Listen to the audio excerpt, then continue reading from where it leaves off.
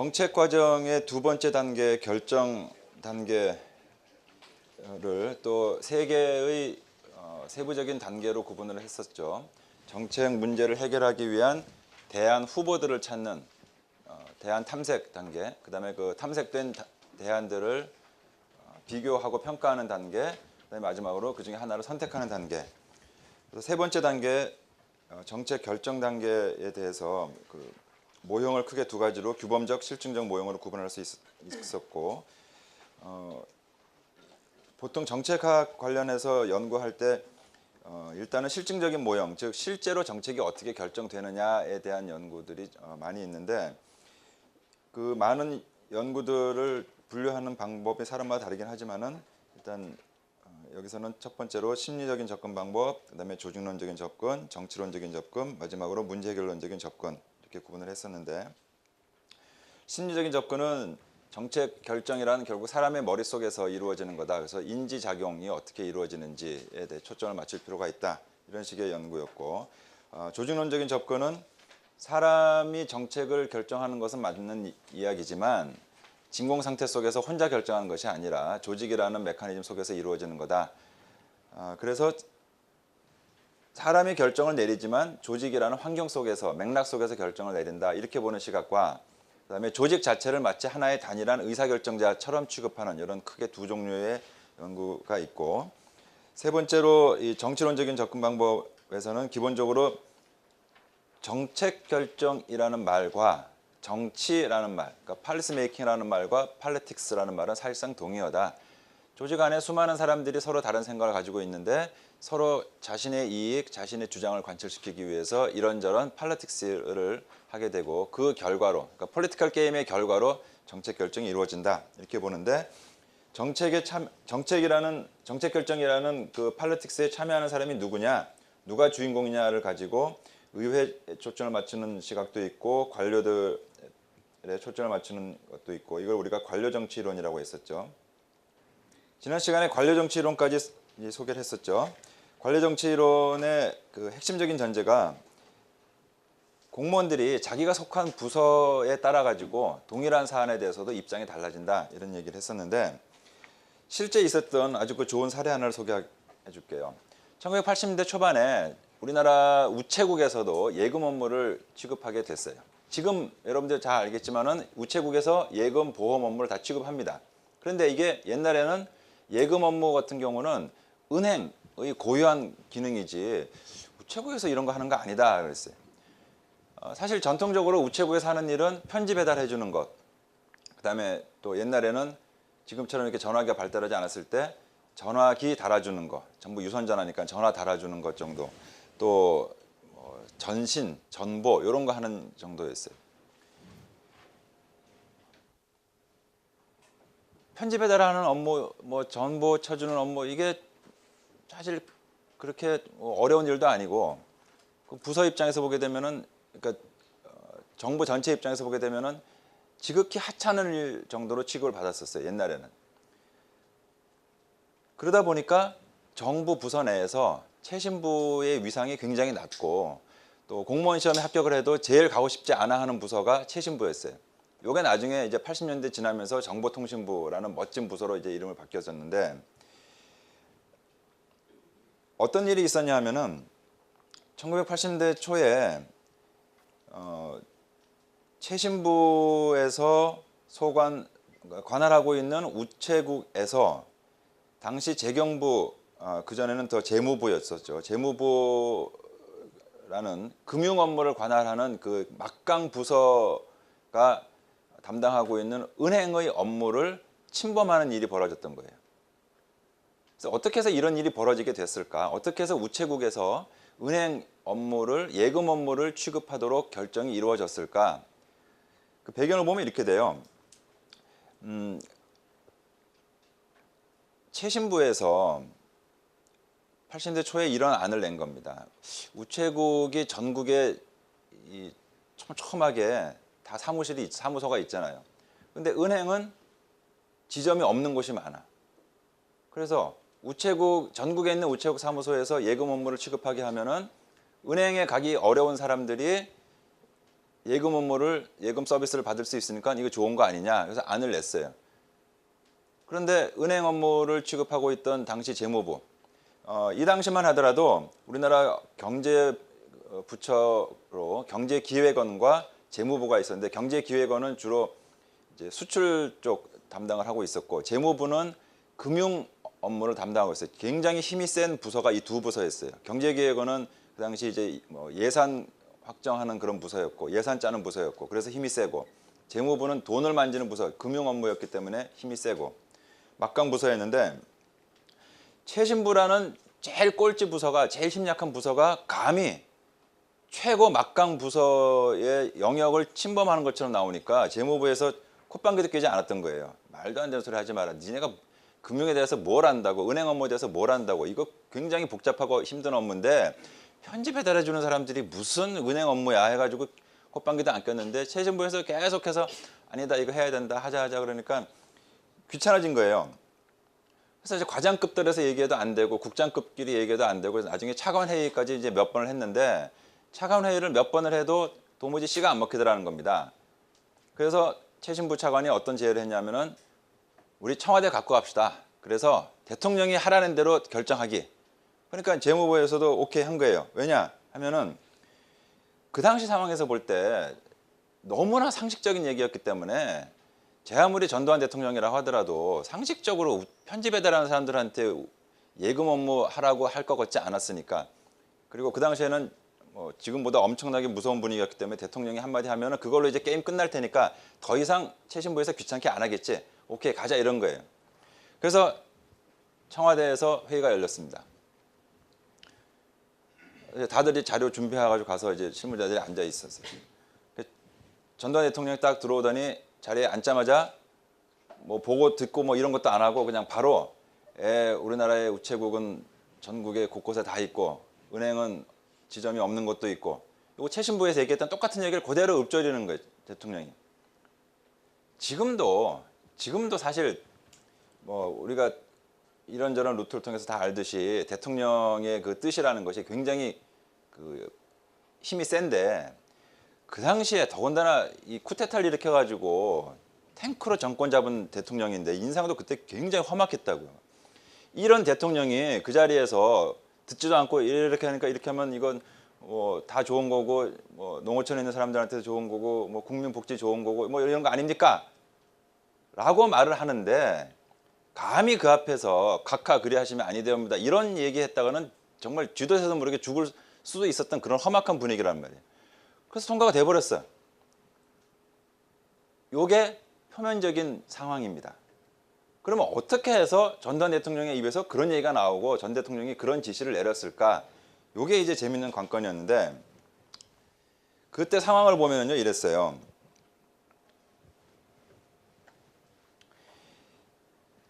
지금 앞에 보는 이 사진, 이분이 당시 오명이라는 이름의 최신부 차관이었던 분이에요. 이분이 아이디어 회의를 하면서 우체국에서 예금 업무 취급하면 좋겠다라는 제안을 먼저 했어요. 그리고 이제 차관회의 가자 뭐 이렇게 했던 거고, 그래서 차관회의도 안 되니까 대통령한테 가자. 그래서 대통령이 최신부의 손을 들어주게 된 거잖아요.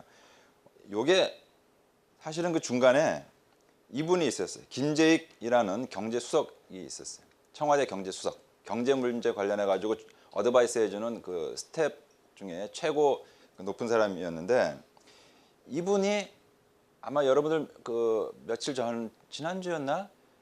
아웅산 사태라는 말 언론에서 들어봤을지 모르겠어요. 아웅산 사태 난 지 뭐 30년 됐다 뭐 이런 얘기 들었을지 모르겠는데, 미얀마, 옛날엔 버마였었죠.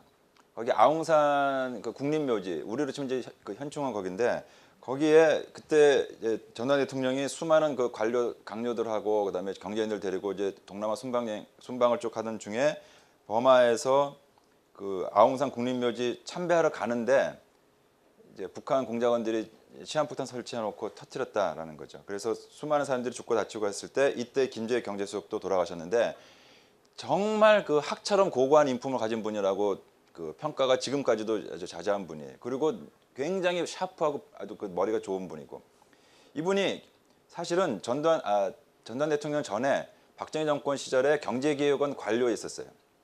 그러다가 어떤 일이 벌어졌냐면은 그 당시 이제 소련 경제를 이렇게 보다 보니까 경제기획원 소장 관료들이 생각할 때는 박정희 대통령식의 정부 주도형 경제 정책이 60년대, 70년대까지는 맞았는데 이거 계속하다가는 소련 경제식으로 더 이상 진척이 없다, 안 좋다 이런 생각들을 가진 소장 관료들이 많았는데 그 중에 한 분이 바로 김재익 씨였어요. 그래서 이분의 소신은 자유화시켜야 되고 시장 개방해야 된다. 근데 이게 70년대만 하더라도 상상할 수 없는 그 방침이었는데 이분이 경제기획원 관료로 이런 얘기 몇 번 하고 또 박 대통령이 주재하는 회의 때도 이런 얘기 했었대요. 근데 그랬더니 이제 박 대통령이 자신에 대한 도전으로 받아들였는지 막 얼굴이 흑빛이 되고 막 분위기가 험해지고 그래가지고 이분이 에이 희망이 없다 해서 난 간다 하고서 사표를 던졌대. 그러고 나서 며칠 있다가 12.6 사태가 나가지고 박 대통령이 돌아가신 거야. 그러니까 사표를 내놨는데 수리가 되는 건지 안 되는 건지 어정쩡하고 막 이러던 차에 막 12 사태 나오고 전두환 장군이 정권 잡고 국가보위비상대책위원회 국보위라고 했는데 뭐 이걸 만들고 이렇게 하면서 이분을 경제 가정교사로 이제 그 전두환 대통령이 발탁을 했던 거예요. 전두환 대통령이 그 회의에 가서 최신부 입장을 쫙 읊었던 그 배경에는 김재익 경제수석이 먼저 전두환 대통령한테 보고를 했던 겁니다. 각하 이런 회의가 있습니다. 그러니까 임자 그럼 뭐야? 뭐에 대한 거야? 어떻게 했으면 좋겠어? 그랬더니 이제 김재익 수석이 제 생각에는 이래 해가지고 이제 최신부 의견이 이게 좋은 거다 하고 얘기를 딱 해준 거야. 그러면 왜 김재익 경제수석은 최신부의 입장을 들어줬을까? 이렇게 됩니다. 오명 차관하고 김재익 경제수석은 경기고등학교 선후배 사이예요. 김재익 수석이 선배야. 몇 년 선배예요. 오명 씨 같은 경우는 경기고등학교 졸업한 다음에 육사로 갔고 육사에서 서울대학의 공대 쪽으로 이제 그 위탁 교육을 시켜가지고 거기 석사 받고 미국 유학 가서 뉴욕 대학에서 박사 컴퓨터로 박사학위를 받아가지고 귀국해서 국방대학원인가 국방대학 거기서 이제 티칭을 좀 하고 있던 중에 12.12 사태가 나고 그 신군부 세력이 이제 그 일종의 그 예비 내각 같은 국가보위 비상대책위원회인가 해서 국보위라는 그 조직을 만들었다고. 이게 일종의 이제 그 참모급이었죠. 김재익 씨가 전두환 대통령에 의해서 발탁이 돼서 경제 가정교사 노릇을 하면서 앞으로 이 신군부가 정권을 잡고 우리나라를 어떻게 이끌어 나가야 될 것인가에 대해서 여러 가지 아이디어를 모집하는 중에 오명 씨 얘기를 들은 거예요. 오명 박사 얘기를. 근데 마침 경기학교 후배고 하니까 오 박사 술 한잔 합시다 해서 이제 같이 저녁을 먹으면서 얘기를 하는데 두 사람이 너무너무 죽이 잘 맞았던 거예요. 그래서 그날 밤에 앞으로 우리나라가 이렇게 나가야 된다 하고서 얘기했던 것들이 굉장히 여러 가지가 있었는데 그중에 하나가 전에 오공화국이 열심히 추진했었던 국가기관전산망 사업이라는 거 있었죠. 그것도 바로 이때 시작이 된 거예요. 이 사람들의 대화에서. 그래서 전산망 사업 중요하다, 전자산업 하는 거 중요하다 이런 것들이 이때 죽이 맞아가지고 할 얘기도 해오는데 그래서 김재익 경제수석이 오명 박사한테 당신 그러지 말고 국보위로 들어와라. 같이 일하자. 그래서 국보위로 들어왔어. 그래서 오공화국이 정식으로 출범한 다음에 김재익 씨는 경제수석으로 청와대에 들어가면서 경제비서관으로 오명 박사를 데리고 들어간 거예요. 그래서 같이 청와대에서 경제 분야, 경제과학 분야 이쪽 일을 하고 있다가 최신부 차관으로 김재익 씨가 내려보낸 거예요. 최신부 쪽이 앞으로 전자산업, 또 통신 이런 거 주관해야 되는데 이거 하려면은 기존의 관료들 맡기는 것보다 당신이 이쪽에 제일 잘 아니까 내려가서 실무 지휘해라 해가지고 최신부 차관으로 내려보냈어요. 이 김재익 경제수석이. 그러니까 이 두 사람이 굉장히 친한 상태였던 거예요. 그러면 이제 이해가 되겠죠. 오명 최신부 차관이 재무부 차관한테 청와대 가자라고 했을 때는 요 라인을 다 염두에 두고 한 거예요. 그러니까 딴 사람은 잘 몰랐던 거죠. 그러니까 가자 했을 때는 이렇게 되리라는 거 확신을 하고 갔던 거죠. 그럼 결국 이렇게 되는 거죠. 오명 최신부 차관이 우체국에서 예금 업무 취급하도록 하자라는 그런 안을 냈는데 이게 사실은 재무부의 영역을 건드리는 일이 됐는데 이거를 두 기관이 얘기해도 해결이 안 되니까 청와대 가자, 대통령이 얘기하는 대로 다 같이 승복하자 이렇게 했을 때는 그 뒤에 있는 그런 그 연결을 네트워크를 다 염두에 두고 있었던 거고. 그러니까 결국 오명 최신부 차관하고 굉장히 가까웠던 김재익 경제수석, 그리고 이 김재익 경제수석이 당시 전두환 대통령한테는 경제 분야는 임자가 대통령이다라는 말을 들을 정도로 전폭적인 신뢰를 하고 있었기 때문에 김재익 수석이 전두환 대통령한테 미리 이렇게 속닥속닥 얘기를 해가지고 청와대 회의에서 전두환 대통령이 최신부 얘기를 그냥 자기 얘기인 것처럼 쫙 해서 결정이 됐다라는 겁니다. 그러니까 이게 겉으로만 보면은요, 이걸 우리가 뭐 여러 가지로 해석할 수 있지만 실제 일어났던 일은 이처럼 뒤에 관료들 사이에 사실은 부서에 따라 가지고 입장이 달라지니까 그 관료들 또는 부서들 사이에 갈등이 일어난 거고, 이걸 해결하기 위해서 자기가 가지고 있는 각종 정치적인 자원을 동원을 해서 자신들의 의견을 관철시키게 됐던 거죠. 그래서 이게 전형적인 관료 정치 모델의 케이스로 설명을 할 수가 있고, 그다음에 정치론적인 접근 방법 중에 또 뭐 의회 관료 상호작용 이론이라는 거는, 이거는 의회와 행정부 다 같이 주인공이다 이렇게 보는 거고, 뭐 별로 어려운 건 아니죠.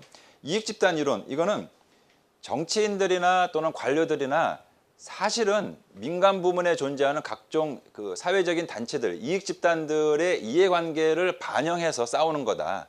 겉으로 보면 싸우는 그 무대에서 싸우는 존재들은 정치인들 또는 관료들이지만은 그 뒤에는 실제는 사회적인 이익집단들이 있다. 그래서 결국은 이익집단들 간의 권력게임 결과가 정책으로 반영되어서 나온다 이렇게 보는 거고, 또 마르크시즘이라든지 또는 그 의사설정 쪽에서 얘기했었던 그 엘리트주의, 이것도 정치론적인 접근 방법이라고 볼 수 있는데, 뭐 마르크시즘 같은 경우는 자본가 계급의 이해관계가 항상 정책으로 반영된다. 또 뭐 엘리트 이론 같은 경우도 마찬가지죠. 엘리트 집단들이 정책 결정을 완전히 좌우한다 이렇게 보는 시각인 거죠. 여러분 교과서에, 지금 교과서에 있는 사람들 495쪽을 한번 보세요. 정정길 교수님 495쪽. 없는 사람은 그냥 페이지만 표시해도 되고, 495쪽에 보면은 앨리슨 모형이라는 게 나옵니다. 앨리슨 모형이라는 거는 그라함 앨리슨이라는 학자가 정책 결정을 설명할 수 있는 세 가지 모형을 제시를 했는데, 첫 번째가 조금 이따 설명할 합리 모형, 두 번째가 조직 모형이고, 세 번째가 지금 얘기했던 관료 정치 모델이라는 겁니다. 그래서 그 부분은 여러분들이 그 교과서를 나중에 한번 살펴보면 될 것 같고, 그 다음에 이제 네 번째 유형이 문제 해결적인 접근 방법인데, 이런 시각에서 볼 때는 정책 결정이라는 거는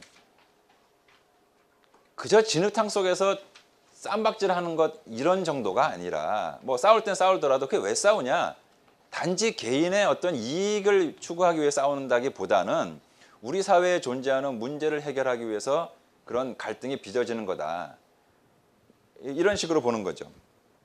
따라서 정책이란 곧 문제에 대한 해결책이다, 이런 방식으로 보는 건데, 여기 그 또 7개의 단어로 된 8개인가요? 아주 짤막한 문장이 하나 있습니다. 이건 역시 중학교 1학년 수준, 요즘은 초등학교 수준의 영어야. 무슨 말인지 이해됩니까? 정책 결정자들은 not only power but also puzzle. not only but also, 이거 옛날에 들었던 다 그 쉬운 수거잖아요, 그죠? 이것만 하는 게 아니라 저것도 한다. 파워만 하는 게 아니라 퍼즐도 한다. 이 말은 파워 게임, 정치 게임만 하는 것이 아니라 사실은 퍼즐이라는 게 뭐니까 복잡한 문제 해결하는 거죠. 문제 해결도 한다라는 겁니다.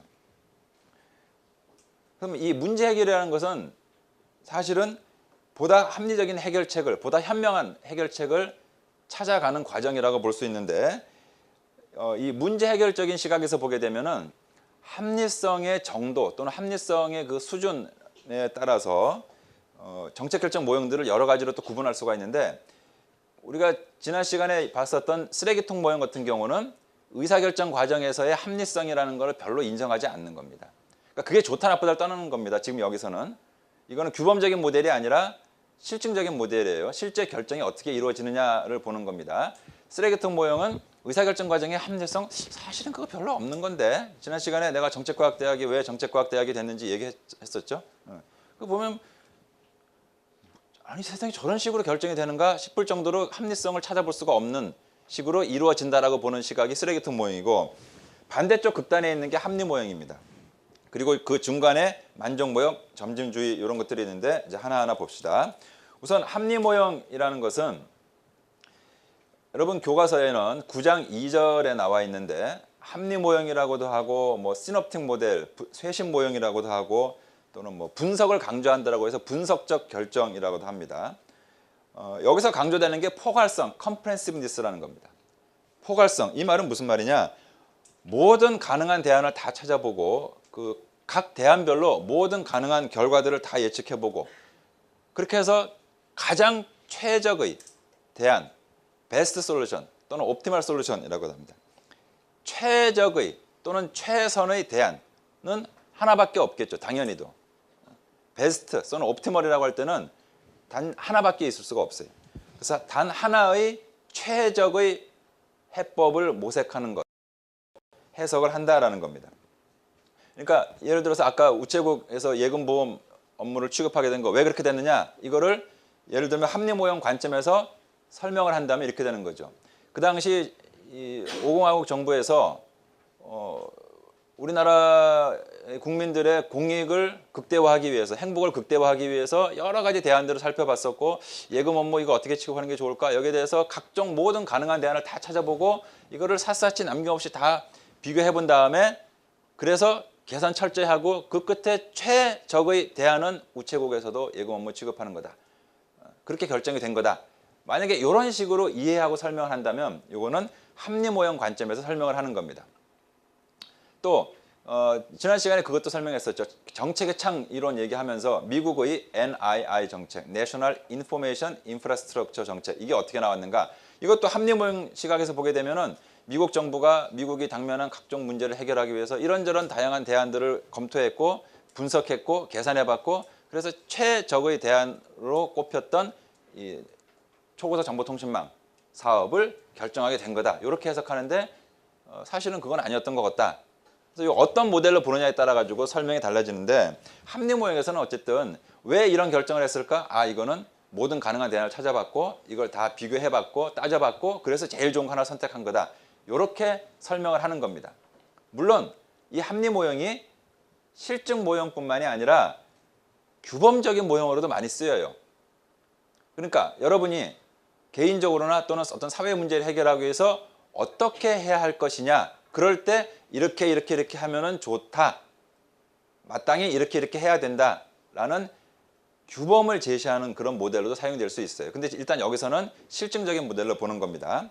그런데 이 합리 모형이 그럴듯하게 들리긴 하지만 실증 모형으로서 생각할 때 이게 정말 실제로 그렇게 이루어질까? 정말 인간이라는 존재가 이렇게 합리적으로 결정을 하는 존재일까? 그런 것 같지 않다라는 겁니다. 예를 들어서 합리 모형에서 말하는 것처럼 문제 해결을 가능하게 해준다고 믿어지는 모든 가능한 대안을 다 찾는다. 이게 정말 가능할까? 그럴 것 같지 않다라는 겁니다. 내가 몇 년 전에 디지털 카메라 하나 살까 하고서 이제 내 친구한테 물어봤더니, 내 친구 중에 카메라 전문으로 하는 친구가 있어 물어봤더니 뭐 종류가 무지 많더구만요. 뭐 DSLR, 뭐 미러리스, 뭐 이렇게 말하는데 난 무슨 말인지 하나도 모르겠어. 근데 그 친구가 얘기하면서 뭘 하니까 뭐가 어떻고 어느 메이커가 어쩌고 이렇게 하는데 그래서 어떤 걸 사람 말이야 그랬더니 이거 네가 알아서 사야지 이러는 거야. 난 그렇게 복잡한 거 싫고 비싼 것도 싫고. 그래서 이제 그 당시에 사회봉사단의 이제 부단장이 있던 시절인데 그 마침 여직원이 밥 먹는데 보니까 이렇게 예쁜 게 조그만 게 있는 거야, 소니께. 그래서 너 그거 어떠냐? 그랬더니 좋습니다 이러는 거야. 오케이, 그럼 난 이걸로 사야지. 결정을 했어. 그래서 이제 인터넷 들어가가지고 쇼핑하는데 이렇게 쭉 봤더니 세상에 그 다음에 또 뭐 색깔을 고르라는 거야. 내가 처음에 미국 가가지고 햄버거를 먹는데 주문을 하는데 그냥 햄버거 하면 주면 되는데 여기에 뭐 상추를 넣을 거냐, 뭐 치즈를 넣을 거냐, 그래서 치즈 그래 넣어라 그랬더니 뭐 what kind of 치즈 그러는 거야. 내 치즈면 치즈지 무슨 또 what kind of 치즈야, 그냥 치즈. 그랬더니 또 몇 장 뭐 이렇게 물어보고 뭐 이렇게 하나하나 막 물어보는데 짜증이 나는 거야. 여러분 혹시 그런 경험 없습니까? 네? 고급 식당에 가면은 뭐 에피타이저는 뭘로 하겠냐, 뭐 스프는 어떤 스프, 뭐는 넣고 뭐는 빼고, 뭐 스테이크 하면은 거기에 뭐 미디엄 웰던이냐 그냥 웰던이냐 뭐냐 막 물어보는 그런 거 있잖아요. 이게 여러분들 생각하면 알겠지만은요, 문제에 대한 후보로서, 해결책 후보로서 대안을 많이 검토하면은 좋을 것 같은데 사실은 그렇지 않아. 짜증나. 그러면 어떤 식으로 하게 되느냐? 짜증나면은 합리적인 결정이 사실 안 이루어진다는 얘기예요. 이 앞에 보는 그래프, 이게 간단하게 수식으로 나타낸 건데, 그래프로 나타낸 건데, 이거 수학 계산해 보면 뭐 어렵진 않은 건데, 이 X축은 지금 비교하려고 하는 정책 대안의 수야. 정책 대안이 하나밖에 없다. 그러면 죽으나 사나 그거밖에 없으니까 이건 선택의 고민도 없어. 근데 두 개가 있으면 두 개를 비교해서 하나 골라야 되는 거죠.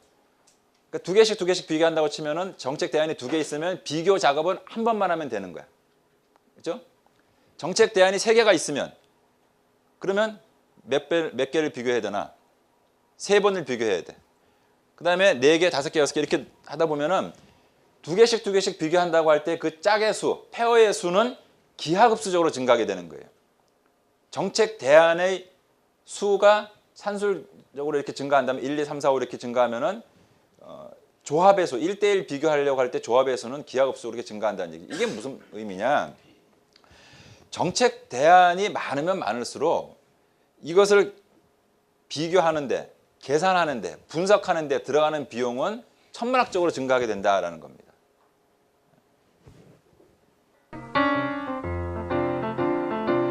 토요일 날 왔으니까 노래 한 곡 잠깐 듣고. 뚱뚱해도 다리가 예뻐서 짧은 치마가 어울리는 여자. 이 희망사항이라는 곡을 작곡한 분이, 작사 작곡한 분이 노영심이라는 분인데, 이 노영심 씨가 가사를 어떻게 얻었냐면 주변의 남자들한테 물어봤대. 넌 어떤 여자가 좋냐 이렇게 쭉 물어봐가지고 가사를 졌다는 겁니다. 이 노래 들어본 사람 알겠지만 맨 끝에 가면은 노영심 씨가 이제 한마디 합니다. 나는 그런 여자한테 어울리는 그런 남자가 좋더라 이러면서 이제 노래가 끝나는데, 무슨 얘기인 것 같아요? 이 가사에 나오는 여자 없어요. 그러니까 그런 여자한테 어울리는 남자 없다는 얘기입니다. 혹시 이 카툰을 본 사람들이 있는지 모르겠는데, 본 사람은 결과가, 맨 마지막 결과의 그 반전을 알 겁니다. 뭐 소개팅 해달라는 그런 이제 카툰인데,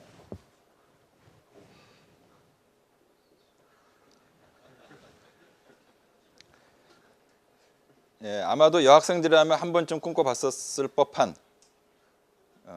스토리죠.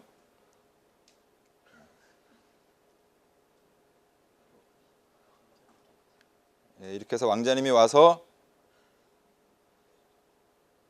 요 다음에 어떻게 나올 것 같아요? 네?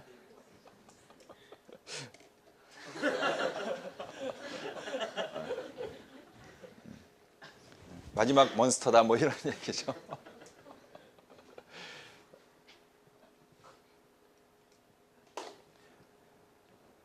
아기 때, 유치원 때, 뭐 철없던 소녀 시절에 뭐 백마탄 왕자 뭐 꿈꾸는 것 정도까지는 상관없어요. 뭐 그 정도 그럴 수 있어. 그런데 철이 들고 나서 지금도 설마 백마탄 왕자가 혹시 오지 않을까 생각하는 사람이 있을까요? 있다면 꿈을 깨야 되겠죠. 없단 말입니다. 왜냐하면 그런 사람 없어요. 백마탄 왕자는 현실에 존재하지 않아.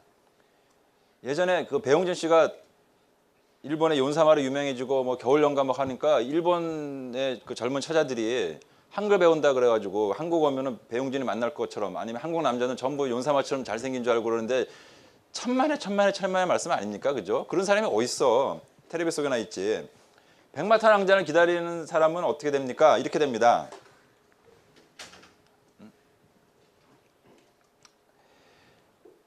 자, 지금 이게 무슨 얘기냐면 몇 가지 얘기했던 것들이 다 합리 모형으로 결정을 한다? 그런 일은 있을 수 없다는 거예요. 현실은 그렇게 되지 않는다라는 겁니다. 여러분이 만약에 백마탄 왕자를 찾고 싶으면 어떻게 될 것 같습니까? 아니, 백마탄 왕자 떠나가지고 그냥 최적의 최고의 신랑감을 찾는다 또는 최고의 신부감을 찾는다 한번 해봅시다. 그러면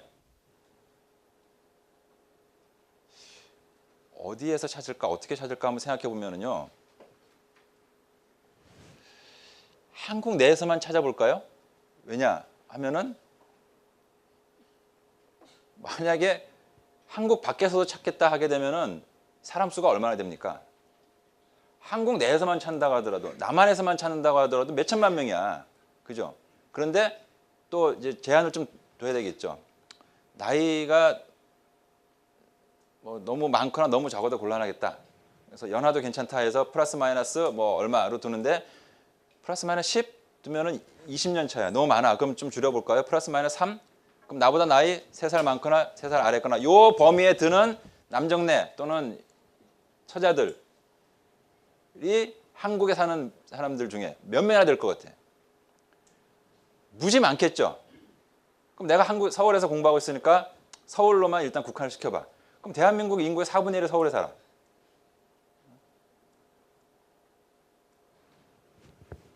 다 만날 수 있겠어요? 못 만나. 여러분들 중에 혹시 그 양다리, 세 다리 걸쳐본 사람들 알겠지만은 양다리만 돼도 두 사람만 동시에 만나는 일도 무지 피곤한 일이야.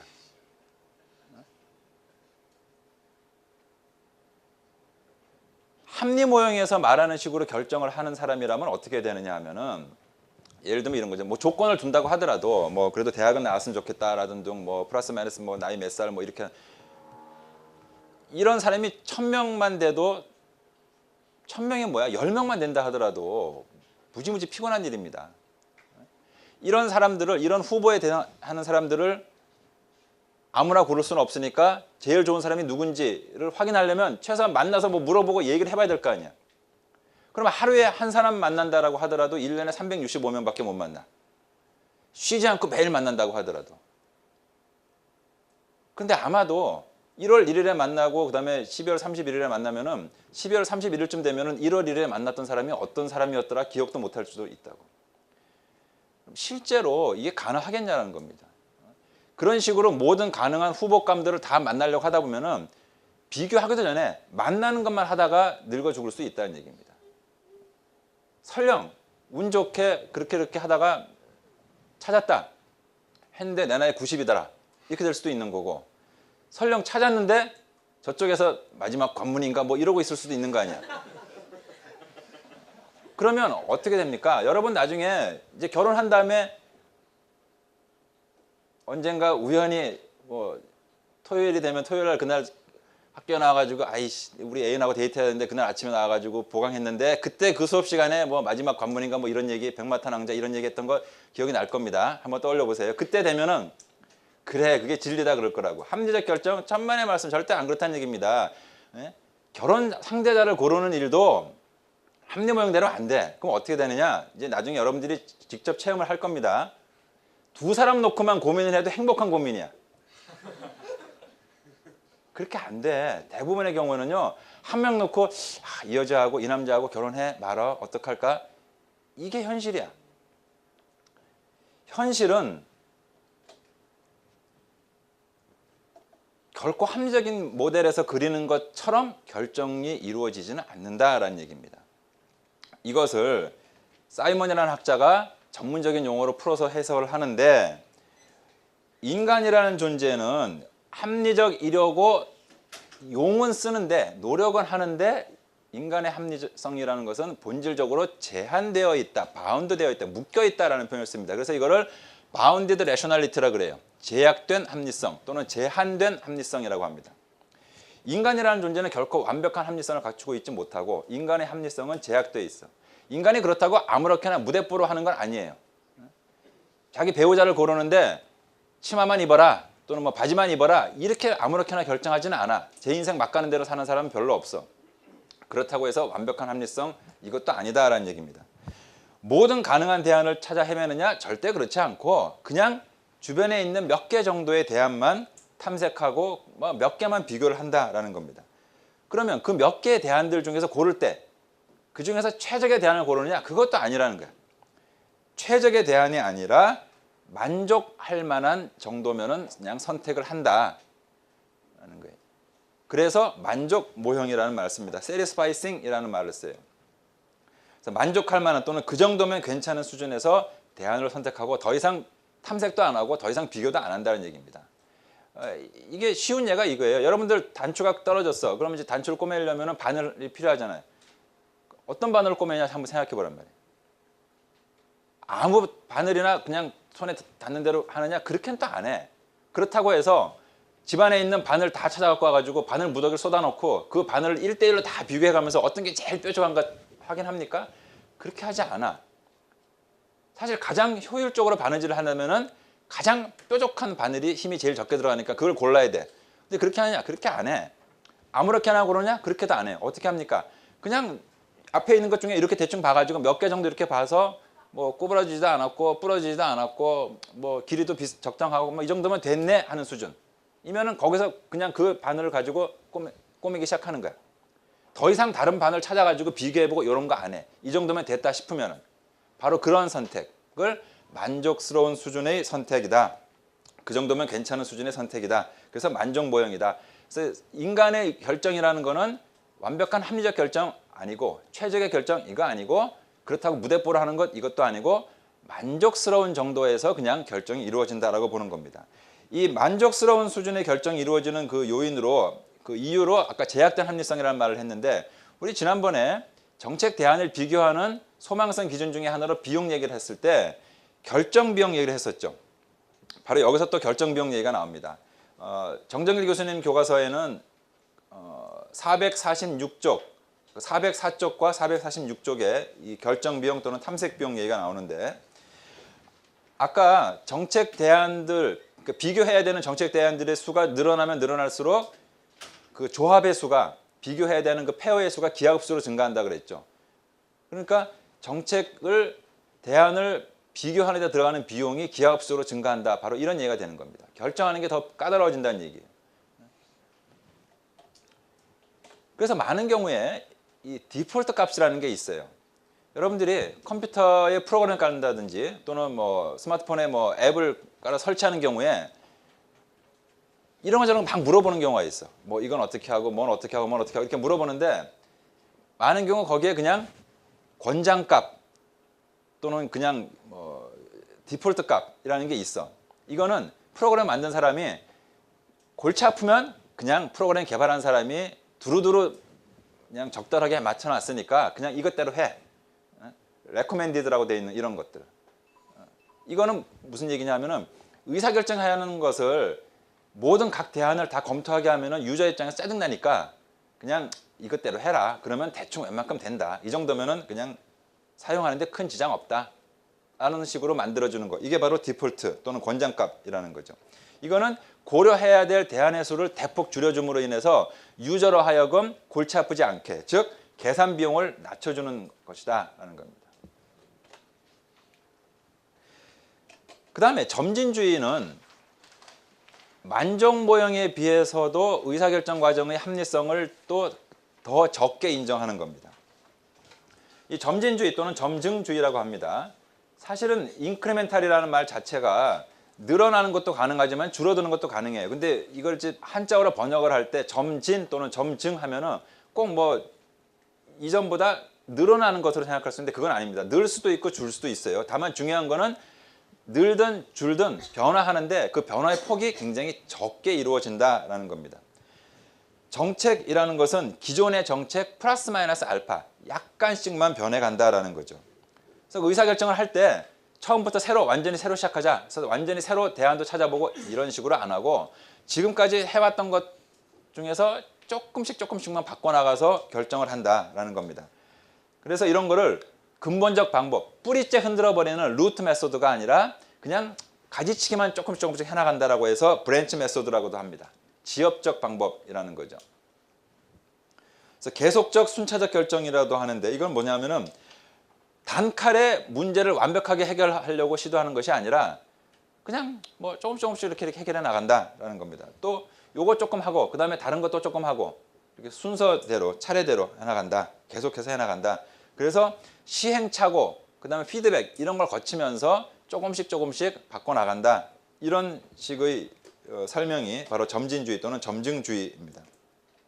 이걸 뭐 부분적 또는 분산적 정책 결정이라고 하는데, 정책이라는 것이 한 조직 차원에서 또는 정부 차원에서 한 번에 어떤 정책 결정을 확 하는 것이 아니라 여러 부서에서 나눠져 가지고 각자 작은 범위 내에서 조금씩 정책을 결정해 나간다, 이렇게 보는 거죠.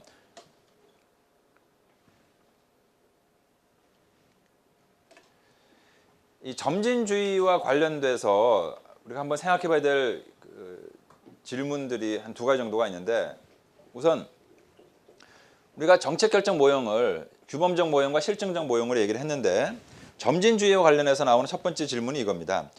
그래, 현실은 점진주의가 맞는 것 같긴 해요. 사실 이 점진주의가 처음에 대상으로 했었던 현상은 뭐냐 하면은 미국에서 의회의 예산 결정하는 걸 보면서 만들어진 이론이에요. 되게 예산이라는 게 작년 예산에서 플러스 마이너스 알파 정도로 이루어져요. 조금씩 바꾸는 거야. 완전히 처음부터 다시 한다, 이런 일은 거의 없다는 얘기입니다. 작년에 했던 사업들 중에서 뭐 10개 하고 있었으면 그 중에 하나 정도 좀 빼고 다른 거 하나 추가하고, 작년에 예산 배정이 예컨대 1억 원이 됐다 그러면 올해는 거기서 한 1%만 올려줄까, 또는 뭐 10% 올려줄까, 또는 10% 깎을까, 요 정도 되는 거지. 1억 원짜리 하던 사업을 뭐 어느 날 갑자기 확 없애버린다든지, 또는 1억 원짜리 사업을 어느 날 갑자기 지금부터는 10배, 뭐 이런 일은 잘 이루어지지 않는다. 그래서 굉장히 실증적인 모형으로는 타당하다고 인정을 할 수 있어도 과연 모형으로 인정할 수 있을까라는 겁니다. 우리가 현실을 설명하는 데 있어서는 합리 모형이 제한이 된다 인정하고, 뭐 점진주의가 그렇듯해. 하지만 처방을 위해서는 규범적으로 요구하는 거는, 그러니까 니네는 그렇게 살아라 이러면 곤란하지 않겠느냐라는 겁니다. 합리 모형을 우리가 요구해야 되지 않겠느냐라는 겁니다. 근데 여기에 대해서 점진주의자들은 어떤 식으로 이제 대응을 하냐 하면은, 정책 결정을 얼마만큼 분석적으로 또는 포괄적으로 또는 합리적으로 해야 되느냐 하는 거는 지식의 함수다라는 겁니다. 많이 알면 합리적 모델대로 하면 되는 거고, 잘 모르면 조금씩 해나가야 되는 것 아니냐라는 거예요. 혹시 여기 남학생들 중에 군대에 갔을 때 전방에 근무한 사람 있습니까? 혹시? 전방에 근무한 사람? 철책 넘어가 본 사람? 없어요? 우리 여삼촌이 철책 넘어간 건 아니고, 거기서 이제 들어가는 사람들을 이렇게 뭐 도와주는 뭐 이런 거 같은 최전방에서 근무했었는데, 여러분이 한번 생각을 해봐요. 최전방 그 철책 넘어 들어가면은, 그 DMZ 안에 들어가게 되면은 거기가 어떤 곳입니까? 평화로운 곳이야. 그런데 굉장히 위험한 곳이야. 왜 그런지 알죠? 도체 지뢰가 깔려 있는 거야. 근데 어디 깔려 있는지 몰라. 그럼 여러분이 DMZ 안에 수색하러 들어가는 거야. 10명이 수색하러 들어갈 때 어떻게 들어가겠어요? 그냥 옆으로 딱 이렇게 손잡고서 그냥 쭉 가겠어? 큰일 나겠지. 그렇게 안 가겠지. 지뢰밭에 수색 들어가면 어떻게 걸어갈 것 같아?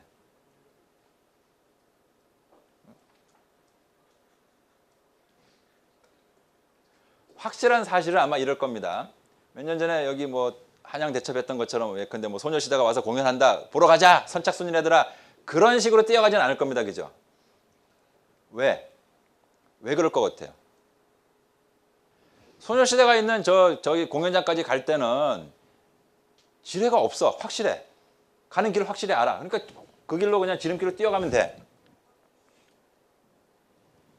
DMZ 안에는 지뢰가 있는데, 무지 많이 깔려 있는데 어디에 있는지 몰라. 굉장히 불확실한 거죠. 지뢰가 어디에 얼마만큼 있다라는 지식이 없는 상황이에요. 그 상황에서는 죽기 싫으면 살살 걸어가야지. 한 걸음 살짝 내디뎌 보고, 또 그 다음 걸음 내디뎌 보고. 살얼음 걷는다는 게 바로 그런 식 아니겠어요? 살얼음을 왜 살얼음 걷는다는 표현을 쓰겠습니까? 얼어는 있는데 이게 어디서 이게 약해져 가지고 빠질지 몰라. 확실하지가 않아. 돌다리는 두들겨 볼 필요가 없다는 얘기입니다. 왜? 튼튼하니까. 돌다리가 무너질 염려는 거의 없으니까.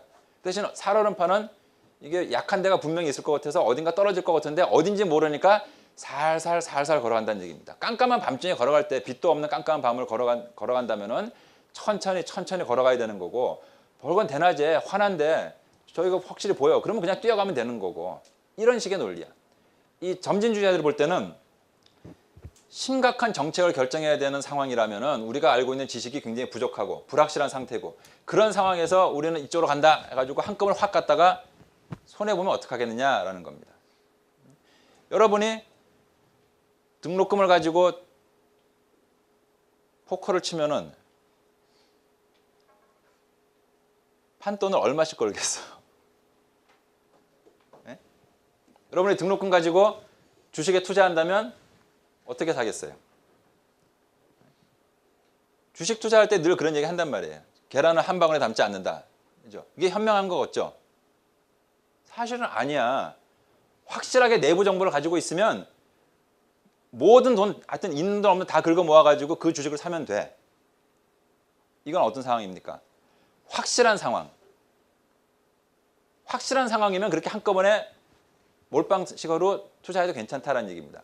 하지만 점진주의자들이 볼 때는 이 현실은 너무나 불확실성이 크고 그렇기 때문에 무엇이 정답인지 확실히 알기가 굉장히 어렵기 때문에 한꺼번에 그냥 단칼에 해결해버리자 이렇게 나가다가 큰일 날 수 있다는 겁니다. 이건 마치 여러분들이 이 문제 풀 때, 시험 문제 풀 때하고도 비슷해. 여러분이 공부를 많이 해가지고 지식이 많이 들어가 있으면은 예컨대 선다형 문제 같은 경우 보면 그냥 정답을 딱 고를 수 있어.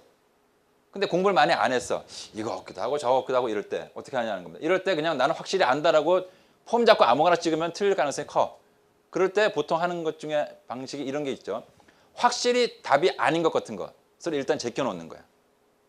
그러니까 잘 모르는 상황에서는 뭐가 정답인지 한 번에 알아맞추는 거는 어려워. 하지만 잘 모른다 하더라도 이건 확실히 아니다 하는 것은 그래도 비교적 좀 알 수 있다는 얘기입니다. 그러니까 점진주의자들이 얘기하는 게 이런 거예요. 확실히 아는 것부터 이렇게 제쳐놓고 조금씩 해나가다 보면은 우리가 정답에 가까이 갈 수 있지 않겠느냐 이렇게 보는 거죠. 또 하나 점진주의자들에 대한 그 반론이 점진주의식으로 하다 보면은 어느 세월에 개혁을 하느냐 이 빨리 우리가 문제 해결해야 되는데 그래서 점진주의는 반개혁적이고 이거는 현상 유지적이다. 기득권자들에게 유리한 현상 유지적인 그런 접근이다라고 보는 겁니다.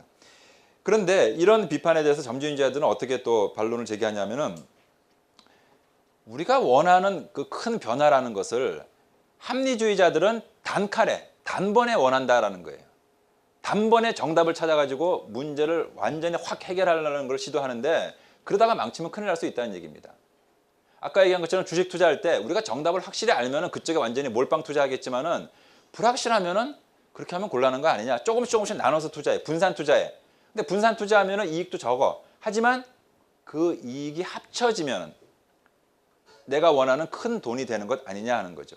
그래서 점진주의적인 변화를 조금씩 하더라도 변화의 폭 자체는 작아. 지엽적으로 조금씩 개선해 나가. 그렇지만 이런 변화가 많아지면, 즉 빈도가 많으면 변화의 폭 곱하기 빈도 하면은 이게 총 변화의 크기가 되잖아요. 그러니까 이거를 빈도를 한 번에 해가지고 단칼에 해결하려고 하지 말고 잘 모르는 상황에서는 조금씩 해서 결국 많이 하면은 결국 우리가 원하는 큰 변화를 이루어낼 수 있다라는 겁니다. 동의가 됩니까? 이 얘기에 대해서?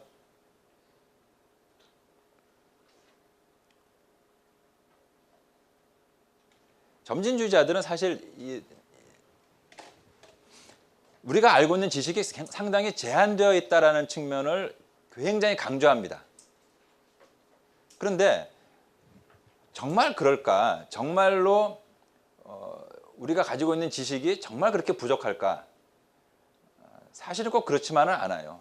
상당히 많은 지식이 그래도 어쨌든 개발이 되어 있기 때문에 지식의 부족을 핑계로 해서 점진적인 변화를 꾀하다 보면은 명분은 우리가 알고 있는 지식이 부족하다. 그리고 불확실성이 크다라는 건데 실제 속내는 현실을 바꾸고 싶지 않은 욕심이 작용하는 경우도 있다라는 얘기입니다. 특히 이제 그 최고 수준의 선진국이 아닌 나라들 입장에서는 지난번에 그 정책 대안 소스로서 다른 나라 경험 얘기했었죠. 그러니까 이미 우리보다 앞서 나간 나라들이 비슷한 경험을 한 게 많다. 이거는 성공이든 실패든 간에 참고할 수 있는 정책 정보가 꽤 많이 쌓여 있음을 의미하는 겁니다. 그래서 그런 상황에서는 사실은 지식이나 또는 정보의 양이 상당히 많다라고 보면은 점진주의보다는 합리주의 모델을 요구하는 것이 타당할 수도 있다라는 얘기입니다. 조금 아까 점진주의자들이 변화의 크기는 변화의 폭 곱하기 빈도다라고 했는데 이 논리의 치명적인 약점이 사실 하나 있어요. 뭐냐 하면은 예를 들어서 내가 앞으로 한 걸음 갔다가 또 뒤로 돌아서 또 뒤로 한 걸음 갔어. 그 다음에 또 뒤로 돌아서 한 걸음 가. 이렇게 하면은 백날 가봐야 앞으로 한 걸음 뒤로 한 걸음 앞으로 한 걸음 뒤로 아무리 많아봤자 그 자리에서 뱅뱅뱅 돌겠죠. 이런 일도 사실은 있을 수 있다는 얘기입니다. 내가 볼 때는 우리나라 교육 대학 입시 정책이 이런 것 같아. 이렇게 저렇게 막 뜯어고치고 막 이렇게 하는데 뭐 도대체 좋아지는 거 하나도 없는 것 같고 근데 맨날 고친다고 막 그러고 있는데 맨 거기서 거기 있는 것처럼 복잡하게 만들고 이렇게 돼버린 것 같아. 그래서 점진주의가 꼭 좋은 것만은 아니다 이렇게 말할 수 있고 다만 이 부분은 중요한데 개혁의 딜레마가 실제로 존재해요. 개혁이 요청되는 상황은요. 우리가 문제가 너무 심각하기 때문에 이거 손 놓고 기다릴 수가 없는 상황이야. 문제가 심각하고 피해가 많아. 그러니까 빨리 정말 괜찮은 해결책을 찾아야 돼. 이게 개혁이 요청되는 상황입니다.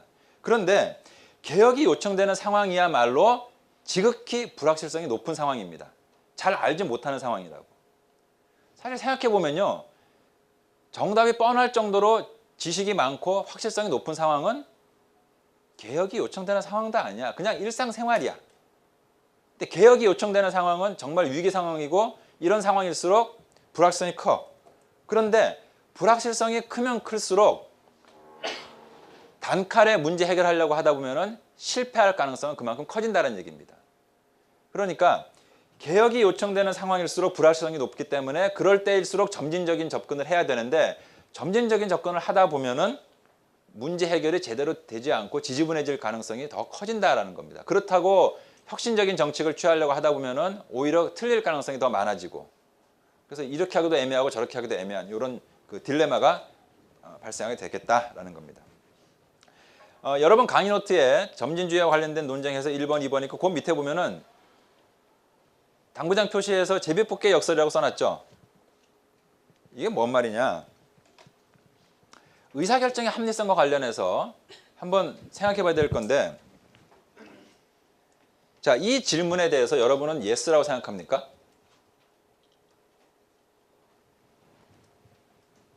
우리가 정책 결정이라는 것을 문제 해결이라고 생각한다면은 그러면 사회 문제를 제대로 잘 해결하기 위해서는 아무렇게나 하면 안 될 테니까 우리가 열심을 다해야지, 최선을 다해야지 뭐 너무나 당연한 얘기처럼 들리죠. 정말 그럴까 하는 겁니다. 아까 우리가 사이먼의 얘기를 하면서 결정 비용 얘기를 했어요. 정답을 찾기 위해서 열심히 찾아보고 고민하고 따져보고 계산해보고 한다라는 말, 즉 노력을 많이 들인다라는 말은 결정 비용이 굉장히 많이 치솟는다라는 말이 됩니다. 그런데 사실 노력을 많이 하면 할수록 많이 따져보고 많이 찾아보고 하면 할수록 오답으로 인한 손해는 줄어들어요.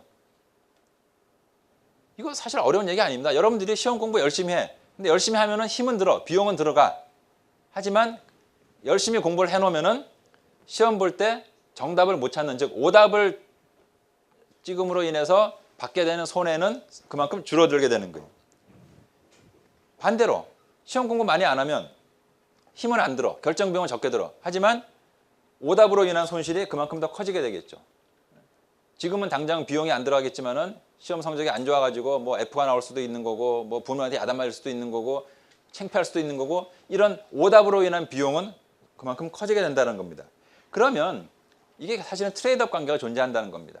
너무 열심히 공부하는 것도 좀 그렇고 그렇다고 공부 안 하고 맨날 노는 것도 문제가 있을 수 있다는 얘기입니다. 어느 최적의 이 수준이 있지 않겠느냐. 그러니까 최적의 노력 수준. 이것도 여러분들 한번 생각을 해보세요. 그래프를 한번 보면 조금 이해가 쉬울 것 같은데 자, 오른쪽 X축은 정책 결정하는 과정에서 어느 정도로 열심히 하느냐 하는 겁니다. 정보의 양이 어느 정도로 많느냐 또는 얼마만큼 열심히 노력하느냐 계산하기 위해서 애쓰느냐 하는 거고 왼쪽 위는 비용입니다. 두 개의 그래프가 나오는데 두 개의 선이 나오는데 하나는 이제 계산 비용이야. 이 오른쪽으로 올라간다 말은 무슨 말이냐? 열심히 하면 할수록, 노력하면 할수록, 계산을 열심히 해보려면 할수록 힘은 들어가. 이게 계산 비용입니다. 디시전 코스트라 생각하면 돼요. 계산 비용은 찾아보는 정보가 많을수록 계산 비용은 올라간다. 그래서 오른쪽으로 올라가는 거, 이거는 이해되죠? 그 다음에 오른쪽으로 갈수록 내려가는 선이 하나 나오는데 이걸 B라고 하면 이건 이제 정보가 많으면 많을수록, 지식이 많으면 많을수록 오답을 찾을 가능성은 줄어들겠죠. 그러니까 오답을 골랐을 때의 손해 또는 비용은 줄어들게 돼. 정보가 적으면 오답으로 인한 손해는 그만큼 커져. 그래서 이 B 곡선은 오른쪽으로 갈수록 아래로 내려가게 됩니다. 자, 요건 이해되죠? 요거 두 개 이해되죠? 그러면 최적의 노력은 어느 수준에서 이루어져야 될까? 이 포물선 곡선은 토탈 코스트인데 A와 B를 합한 거예요. 그러니까 정보를 찾고 계산하는 데 들어가는 비용과 이 A 곡선과 그 다음에 오답을 골랐을 때 얻게 되는 그 비용, 손해, 요 B 선을 합하면은 이런 그 포물선이 나오게 되는데 포물선이 제일 적은 곳, 제일 낮은 곳, 즉 토탈 코스트가 최저가 되는 수준, A와 B가 만나는 점이 되겠죠. 요게 여기 이제 5라고 써놨는데 요 정도 노력하는 게 최적의 노력을 기울이는 수준이 되는 거다라는 겁니다. 하나 더 생각해 봅시다. 만약에 계산 비용이 그대로 있는데 오답으로 인한 손실 요 직선이 아까보다 아래로 내려왔어. 이 말은 무슨 말이겠어요? 아이, 그 과목은 시험 좀 틀려도 괜찮아. 야, 난 안 맞아. 이런 거. 별로 안 중요해. 이렇게 하는 거는. 틀려도 내가 얻는 손해가 작다고 생각되는 경우에는 이 B 곡선 자체가 아까보다 훨씬 밑으로 내려오게 돼요. 계산하는 데 들어가는 비용은 똑같아. 시험 공부하는 데 들어가는 비용은 똑같다라고 치면은 그러면 만나는 점이 왼쪽으로 옮겨오게 되겠죠. 총 비용 곡선도 이제 왼쪽으로 이렇게 이사하게 돼. 그러면 이때 총 비용 곡선이 제일 낮은 점은 O-라고 하게 되면은 아까보다는 조금 공부해도 이게 이 과목의 경우에는 최적의 노력 수준이 된다는 겁니다.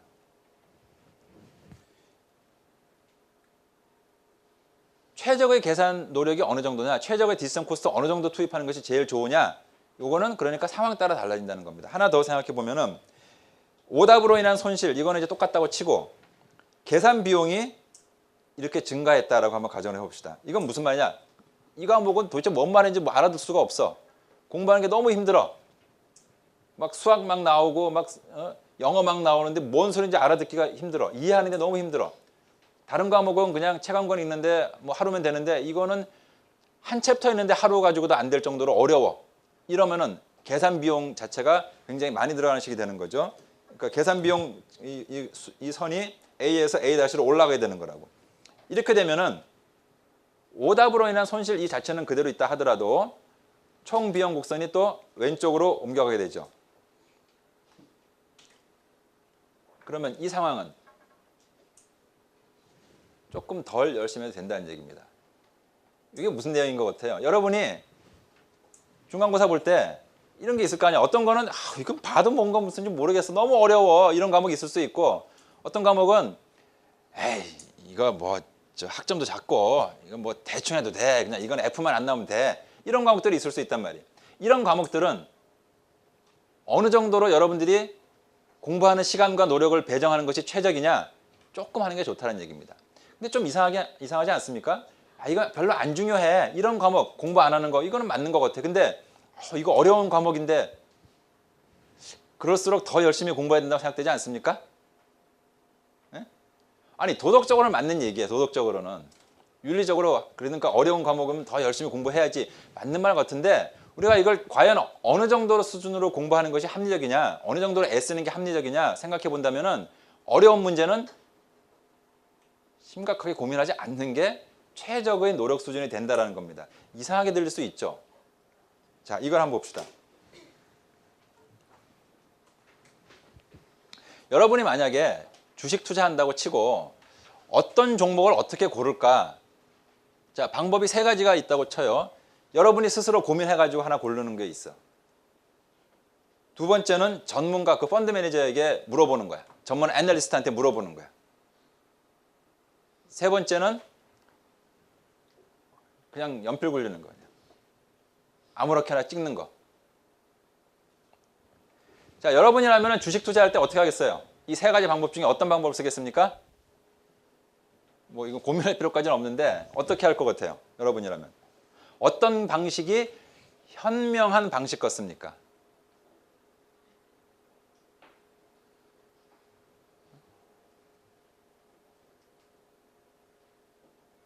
자기가 공부해서 해요? 아니면 애널리스트한테 물어봐? 어떻게 하는 거 좋을 것 같아?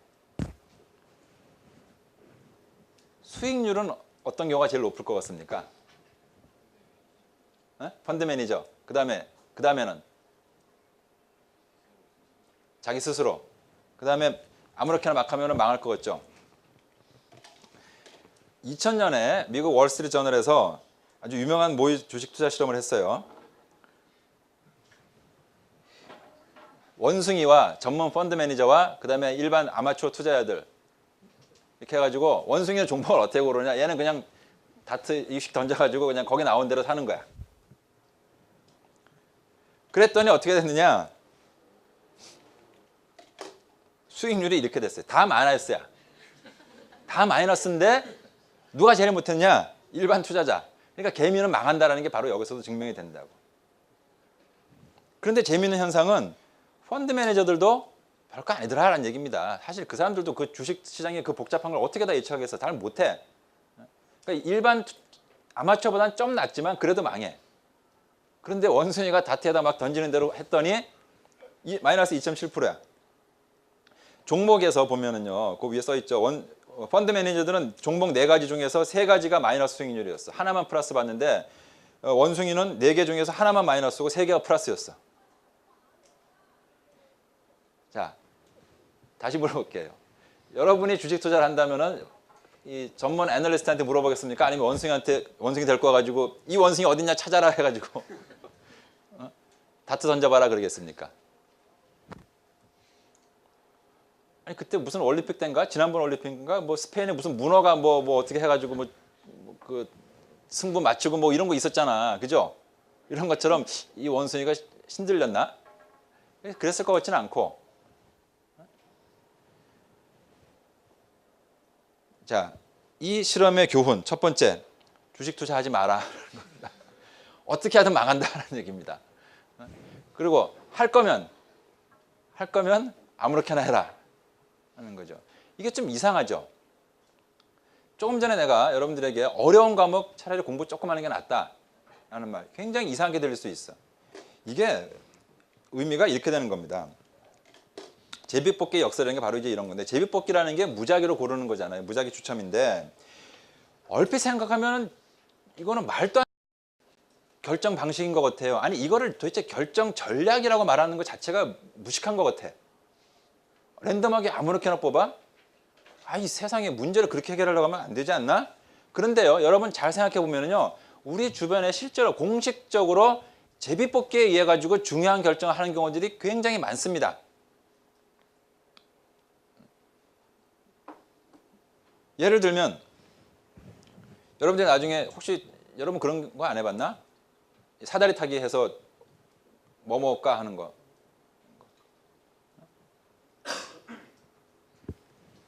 사다리 타기 쭉 해가지고 그냥 거기 나오는 대로 아무렇게나 그냥 점심 먹으러 가는 거.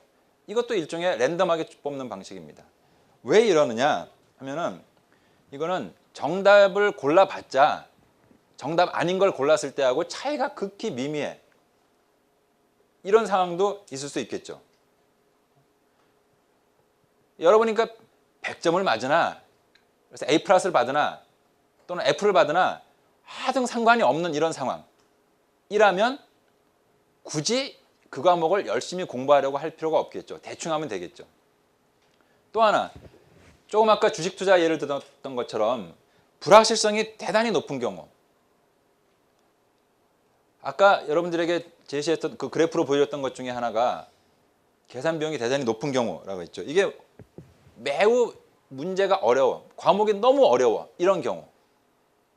그런 경험도 혹시 없습니까? 여러분들은? 어떤 과목 같은 경우에 막 어떤 과목은 그냥 대충 공부하면 된다 이런 경우도 있는데 어떤 거는 막 그냥 교과서도 그렇고 막 참고서까지 정해주고 거기에다가 막 그 또 자료 논문 막 그냥 10개씩 막 주고 막 영어 논문도 막 몇 개씩 나오고 막 만약에 이렇다 하면은 여러분 공부하겠어요? 하면은 현명한 방식이 아니야. 왜 현명한 방식이 아닐까요? 봐야 될 거 많고 어렵고 하면 더 열심히 공부해야 될 것 같은데 그렇게 하면 현명하지 못해. 왜 그럴까요?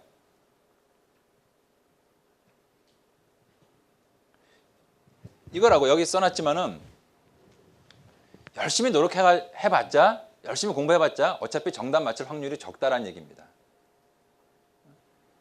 그럴 바에야 차라리 그 시간을 좀 쉬운 다른 과목 공부해가지고 성적을 높이고 이거는 그냥 포기하는 게 차라리 나을 수도 있다는 얘기입니다. 내가 옛날에 고등학교 때 고3 때 우리 때는 예비고사였는데 예비고사 볼 때 우리는 과목이 여러분들보다 굉장히 하여튼 많았는데 문과였는데 뭐 화학도 봐야 되고 생물도 봐야 되고 이랬어요. 근데 무슨 소리인지 모르겠는 거야. 화학도 생물도 그렇고. 그래서 포기했어. 진짜로. 어떻게 했냐? 그냥 찍었어. 망했느냐? 안 망했어. 이렇게 교사하고 있잖아요. 그러니까 공부하지 말아라는 게 교훈이 아니고 이런 겁니다. 문제가 너무 어려워. 그래서 이 어려운 문제에 고민하느라고 시간과 노력을 쏟아봤자 정답을 고른다는 보장이 없다는 얘기입니다. 그럴 때는 차라리 그 시간과 노력을 다른 과목에 투자하면은 성적을 더 올릴 수 있다는 겁니다. 중요한 전제는 이겁니다. 우리가 가지고 있는, 여러분이 가지고 있는 자원, 시간, 노력, 돈 이런 게 다 제한되어 있다는 거예요. 그 제한되어 있는 자원을 어떻게 배분하는 것이 효과적일까 생각해 볼 필요가 있다는 얘기죠. 그 다음에 마지막 세 번째 경우는 이런 거예요. 선택했는데 결정을 내렸는데 이게 맞는 건지 틀린 건지 확인이 참 애매한 상황. 이런 상황이라면은 또 열심히 고민할 필요가 없다는 얘기입니다.